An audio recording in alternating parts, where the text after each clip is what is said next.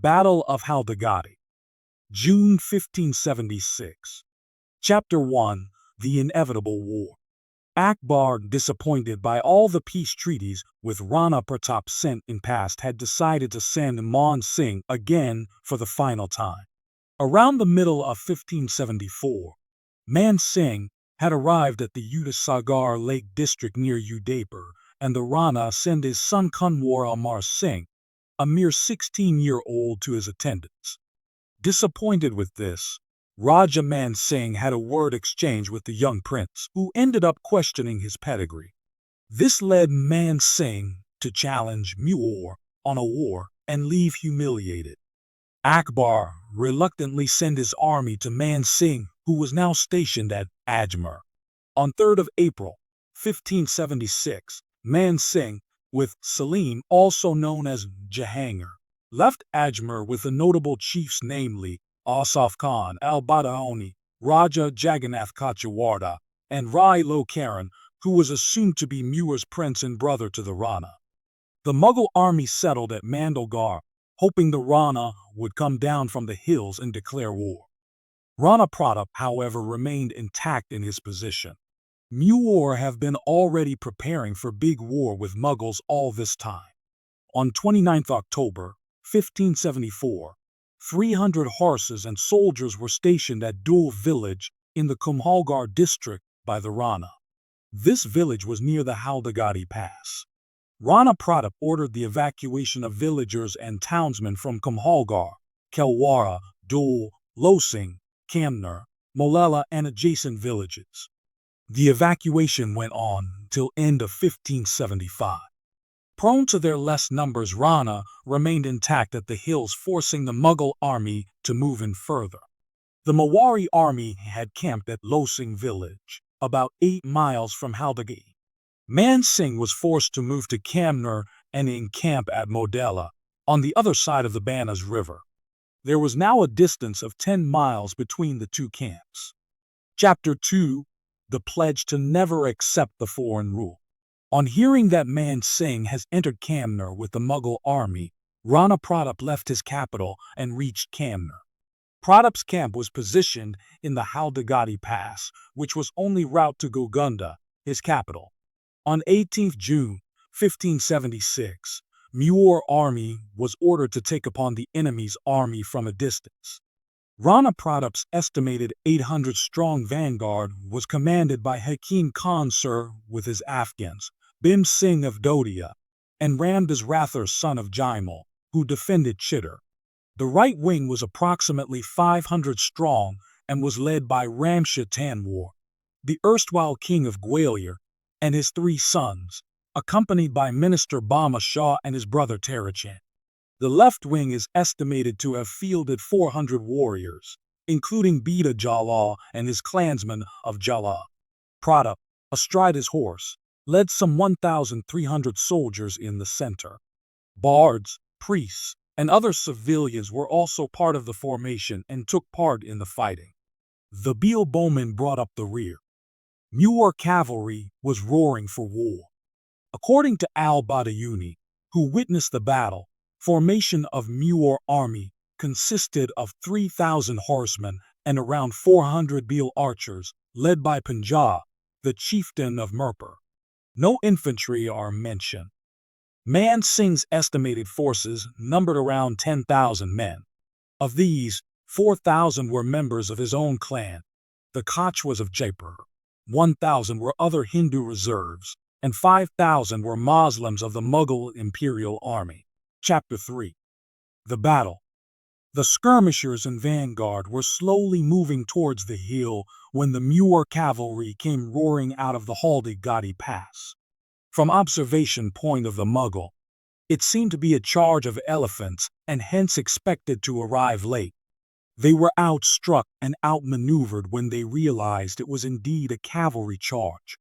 This happened because of a master strategy used by Mewar army to mask their horses with an elephant-like trunk and teeth to give them appearance of the elephant. The first cavalry charge by Mewar was so intense that it broke the Mughal front formation. The Mughal troops were defeated. Many even did not stand to fight. Due to the disparity between the two armies, Rana chose to mount a full frontal assault on the Mughals, committing all of his men. The desperate charge initially paid dividends. Hakim Khan Sur and Ramdas Rathor ran through the Mughal skirmishers and fell upon the vanguard, while Ram saw Tunwar and Bama Shah wreak havoc upon the Mughal left wing, who were forced to flee. They took refuge with their right wing, which was also being heavily pressured by Bida Jalal. Initial wave of 5,000 Mughal men were forced along with Ghazi Khan, Asaf Khan, and Man Singh to flee 12 miles away at another encampment, Rak Talai Talab, also known as Kun Ki Talai. War was clearly in the side of Mewar by this time, and it is then the coin flipped. Mitter Khan, a commander in Chandwal position of army, had spread a rumor that Akbar himself is coming to fight Rana Pratap, along with a larger fleet.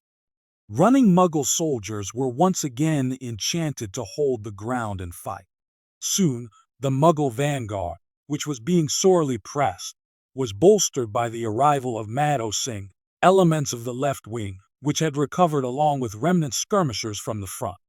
In the meantime, the two centers had clashed, and the fighting had become more conventional as the momentum of the Mewari charge was spent.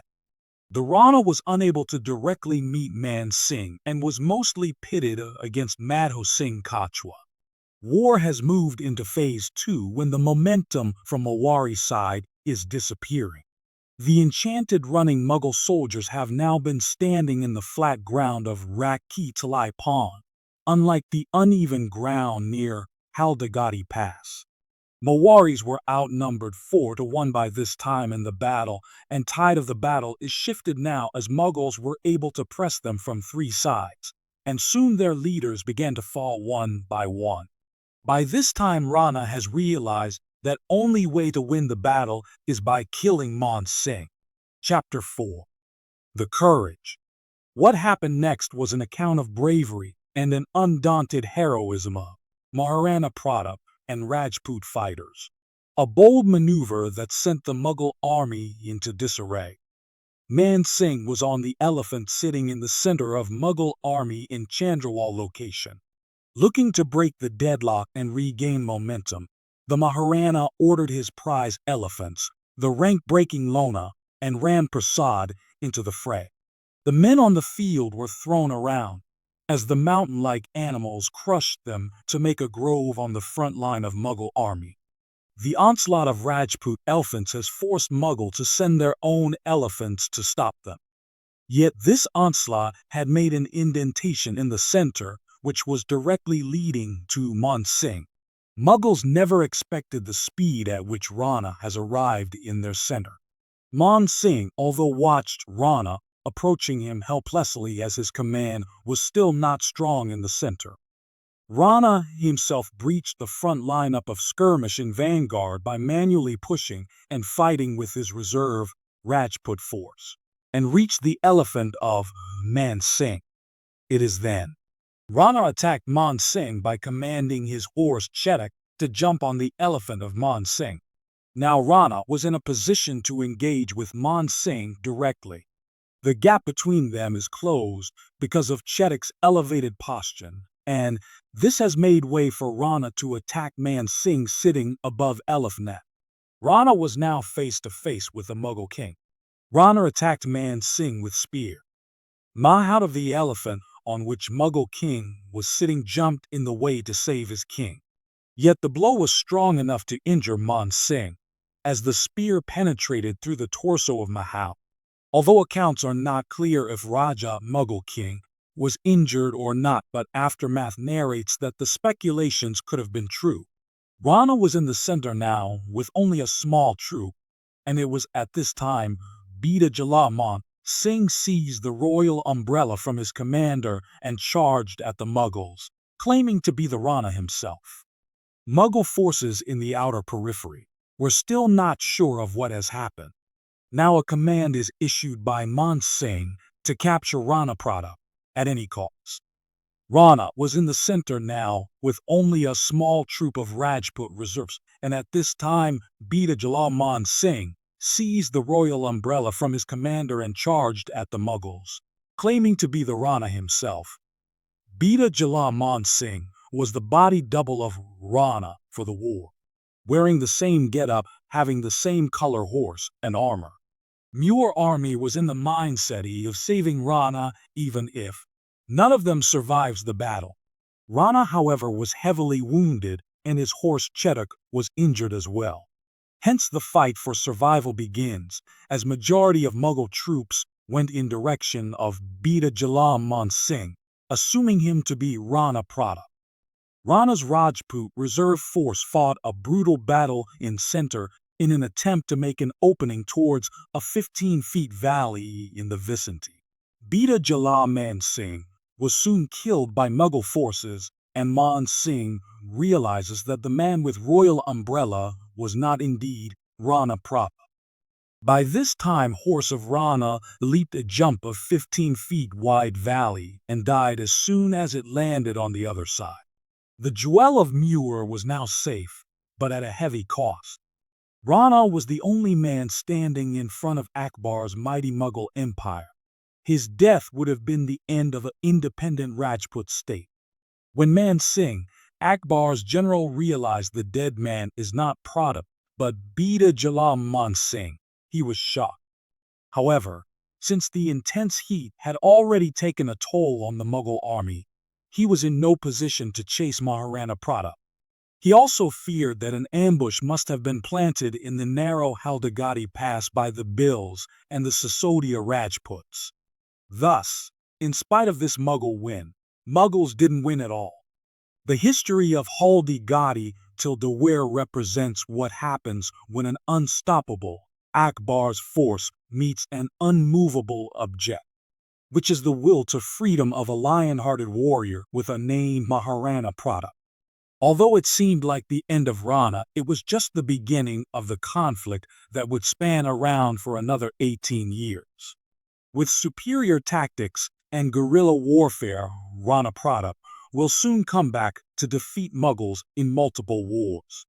Watch my other videos to check about the aftermath of Haldighati War.